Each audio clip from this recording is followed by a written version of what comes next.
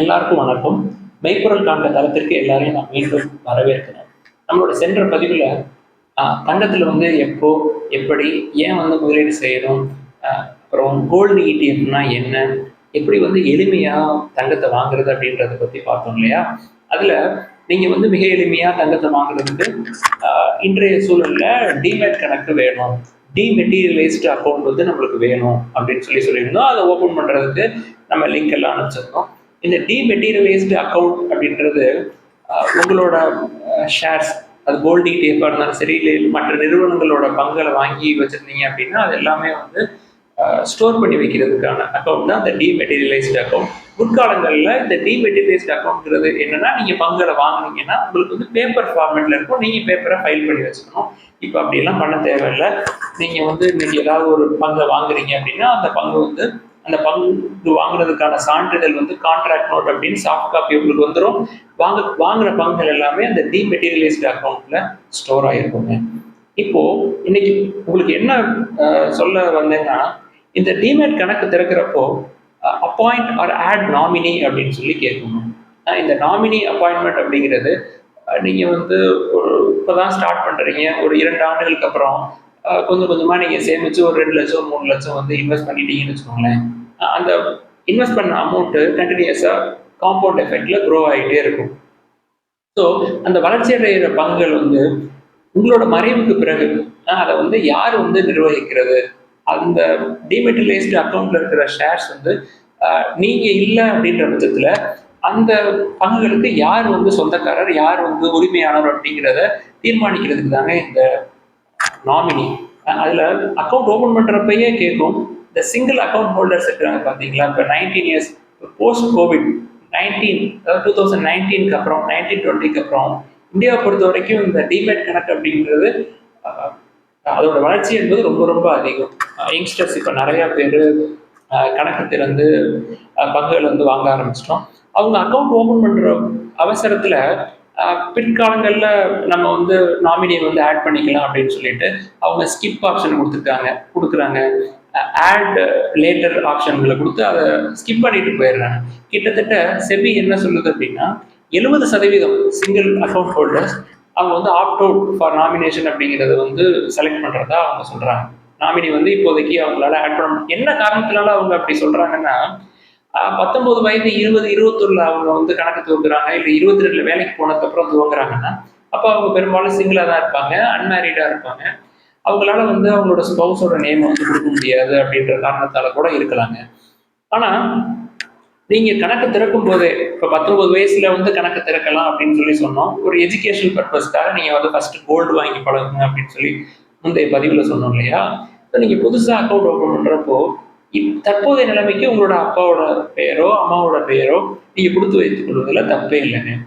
ஒரு 25 வயது இல்லை 30 வயதுக்கு அப்புறம் உங்களுக்கு துணைவியார் வர்றாங்க அப்படின்னா அவங்களுக்கு ஒரு பங்கை வந்து நீங்கள் பிற்காலத்தில் மறுபடியும் ஆட் பண்ணிக்கலாம்.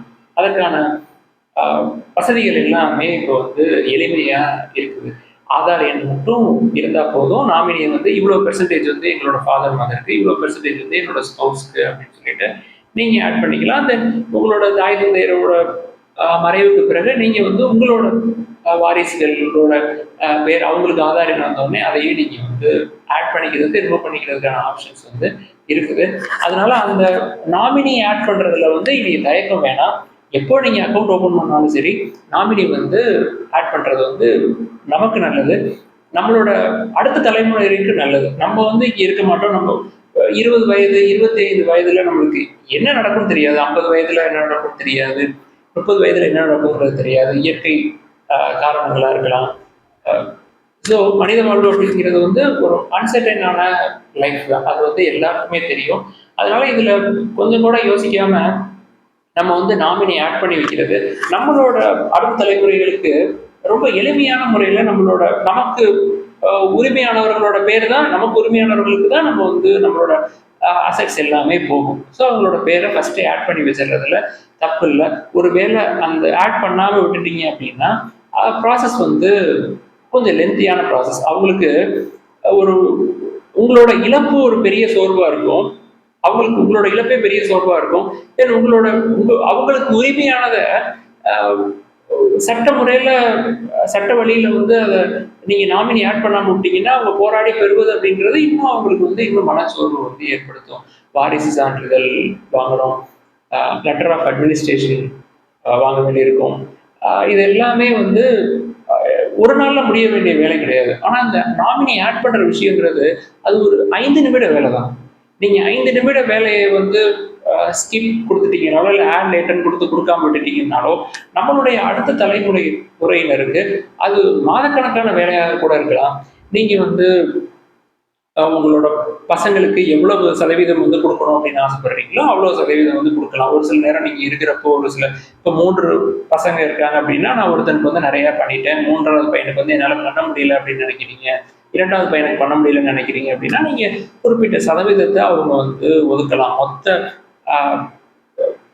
பங்குல மொத்த சதவீதத்துல நீங்க வந்து இவ்வளவு சதவீதம் வந்து என்னுடைய துணைவியாருக்கு, தென் இது மகனுக்கு, இது மகனுக்கு அப்படின்னு சொல்லி பிரித்து வைக்கிறதுக்கான ஆப்ஷன்ஸ் எல்லாமே பெர்சன்டேஜாக நம்ம வந்து கொடுக்கலாங்க. ஸோ அந்த ப்ராசஸ் வந்து எளிமையான ப்ராசஸ். அதை வந்து நம்ம ஃபஸ்ட்டே பண்ணிட்டோம் அப்படின்னா நம்மளுடைய அடுத்த தலைமுறைகளுக்கு அது மிக எளிமையாக இருக்கும். அவங்களுக்கு உரிமையானது தான். அவங்களோட உரிமையை வந்து நம்மளே வந்து எளிமையாக அந்த வேலையை பண்ணி கையில் எடுத்து கொடுக்கறது தாங்க என்னை பொறுத்த வரைக்கும் சிறந்த வழி அப்படின்றது தோணுது. ஸோ எல்லாருமே நாமினி வந்து ஆட் பண்ணிடுங்க. செபி ஏற்கனவே 3 தடவை எக்ஸ்டெண்ட் பண்ணியிருக்கிறாங்க லாஸ்ட் டேட் கொடுத்து. அதற்கு பிறகும் லாஸ்ட் டேட் வந்து கிட்டத்தட்ட ஜூன் 30, 2024. அதுக்கப்புறம் தான் அவங்க சொல்லியிருக்காங்க கிட்டத்தட்ட 70% சிங்கிள் அக்கௌண்ட் ஹோல்டர்ஸ் வந்து ஆப்ட் அவுட் கொடுக்குறாங்க அப்படின்னு சொல்லி. ஸோ இப்போ நீங்கள் நாமினேஷன் கொடுக்கணும் அப்படின்னா உங்களோட ஆப்பில் நீங்கள் டைரெக்டாகவே கொடுக்குறதுக்கான ப்ரொவிஷன்ஸ் எல்லாமே இருக்குது. ஒரு சில ப்ரோக்கர்ஸ்ட்டை நீங்கள் லெட்டர் ஃபார்மேட்டில் இல்லை ஒரு ஃபார்ம் இருக்குது, அவங்க நாமினேஷன் ஃபில் பண்ணுறதுக்கே ஃபார்ம் எழுதி நீங்கள் உங்கள் ப்ரோக்கருக்கு அனுப்புறீங்க அப்படின்னா அவங்களே வந்து ஆட் பண்ணிடுவாங்க.